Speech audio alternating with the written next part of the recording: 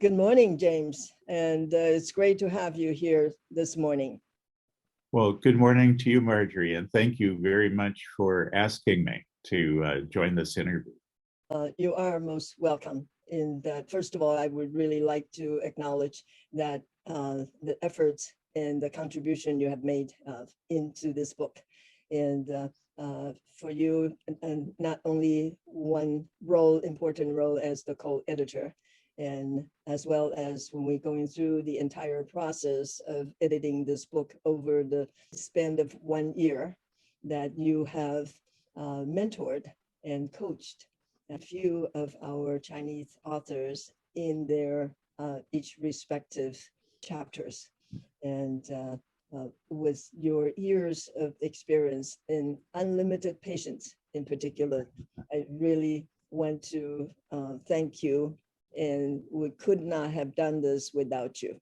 So my sincere appreciation goes along with it. Thank you, Marjorie, and it was a real honor to be part of this project. Because I do believe coaching is a way of bringing East and West closer together. So thank you. Yeah, I can resonate with that, and we did make it happen, and it's a wonderful thing, and I truly are grateful for that. So we have several questions for you, for your expertise. Now, the first one is a broad topic: that why do you think leadership coaching in China is important as a scholar as well as an expat? Thank you, Marjorie, for that question. My 30 years of coaching and developing leaders has led me to believe coaching is the most effective way of enabling individuals to become effective leaders. It draws on leadership and development principles that are effective and enable the coach to leverage the unique experiences of the coachee. China has thousands of years of leadership customs, literature, and practices. Many current leaders in China have not been exposed to some of the new scientific leadership principles. As a new country, much of the business in China was part of a planned economy and managed by the state. So as a result, many leaders have not had the opportunity to create or lead using market-based strategies to help their company gain competitive advantage. And few have had opportunities to use leadership approaches that are based on newer psychodynamic principles that help people be engaged and motivated as employees. I think leadership coaching uses a focused approach. It enables leaders to open their mindset and look beyond their past experiences. It enables them to incorporate new ideas and leverage both their employees' experience and knowledge, and bring them along as strong contributors. Coaching, I believe, is a way of helping individuals, leaders, use his or her knowledge, experience, and create new ways of solving their own problem, or solving problems that then become their own. They're new, they're different. It combines the Eastern philosophy of the value of the community and the Western philosophy of the value of the individual. And I think it has the potential to really advance leaders and make them more effective in China. And I hope the readers of the book find that they can gain some deeper insight into different ways of leading and becoming a leader, and in helping them prepare to use coaching practices. Exactly, you're right on the point.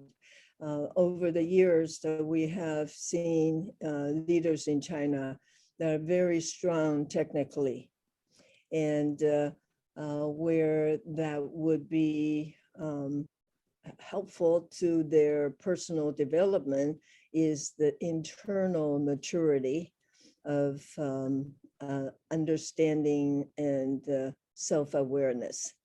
And I have observed over the years that it really have assist many leaders that grow in that aspect.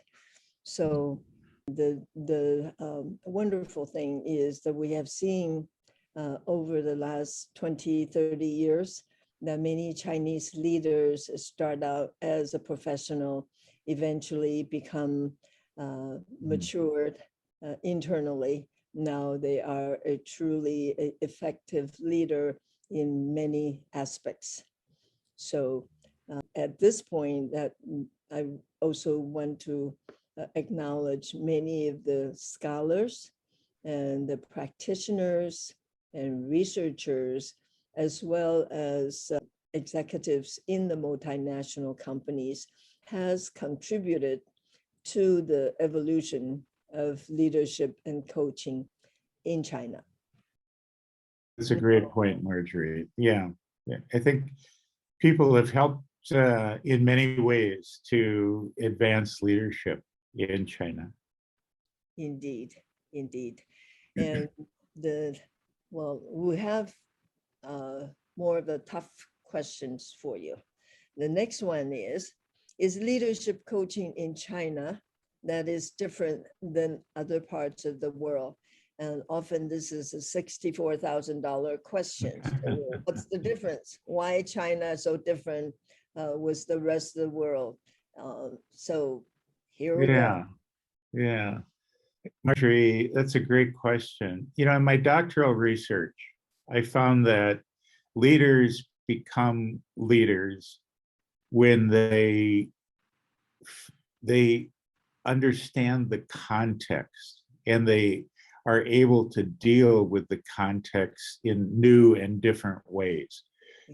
Context shapes leaders, and there are forces in the context. Some of these are social, some of them are historical, some are cultural, you know, others are economic, structural, legal, and even educational forces. Many of these many of these forces are different in China than they are in Western countries. Here's an example that, you know, when I first came to China, one of the things that I learned was, you know, in using a more participative approach to leading was, you know, I would ask people questions, ask them what they think. And I soon learned that a leader who's not willing to make a statement or make a strong decision, they can be seen as weak and not respected by their employees. Thus, leaders often engage in directing people on specific actions, maybe even bordering on micromanaging. You know, the same can be seen as for coaches, leadership coaches. They're expected to give advice and to be advisors. So sometimes the word coaching in China is really more synonymous with advising. Right. I believe globally accepted principles of coaching suggest that the coach's role is to help the leader draw out their own insights and develop their own solutions by thinking about an issue differently or gaining knowledge they were previously unaware of. So I think, however, coaches who are unwilling to give advice in the beginning or suggest best practices to specific problems, I think they're often seen as being ineffective by Chinese business leaders. Yet, you know, the irony of this is that leaders who get advice from coaches, and I put coaches in quotes here, is that they've not learned to think differently about an issue, and they actually will continue to need advisors.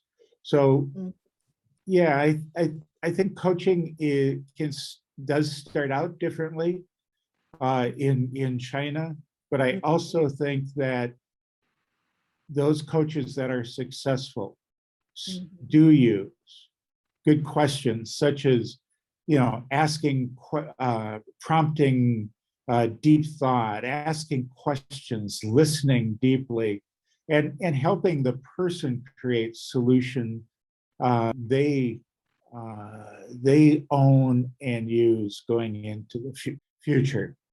James, that is really an excellent answer in terms of two separate areas. And contextual, absolutely. Leadership and coaching both are contextual.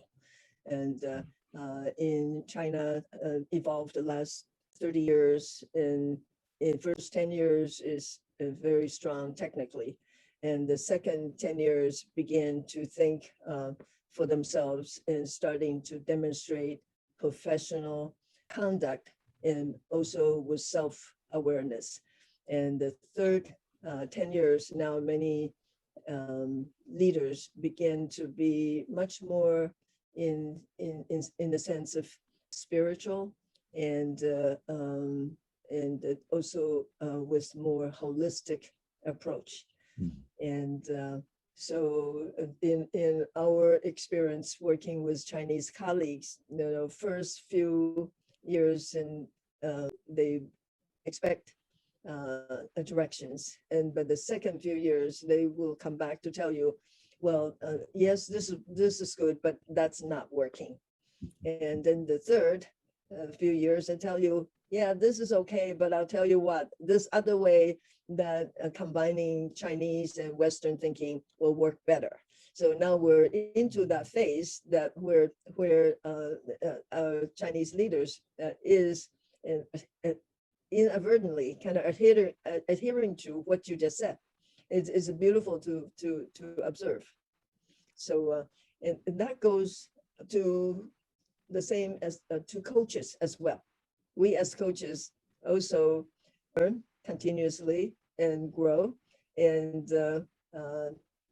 continue to update our own way of understanding and coaching, as well as really developing leaders from their own strengths. Yeah, the coaching, one of the fun things about coaching, Marjorie, is that it's an opportunity to learn every day, every time you talk to somebody. So I appreciate your comment about that. Indeed. You are the wise and strategic teacher. So as they say, when the student's ready, the teacher will show up. So we appreciate you in spending the time and years in China, and looking forward to continue our learning from each other and going forward. So what do you think for our community and in terms of coaching and leadership in China? What's next? I think that's a great question, and I think that we need to continue to bring people together and help them see different mindsets. So thank you for the opportunity to be part of this and to let's look for the next chapter of the next book, where we can address that more. So indeed, all right, James, that's our aspiration, to invite our readers as well as our authors to start a conversation on this platform. So, and this book is available now on Amazon, and both in print as well as an e-version. So check it out. So James, back to you. thank you. Okay.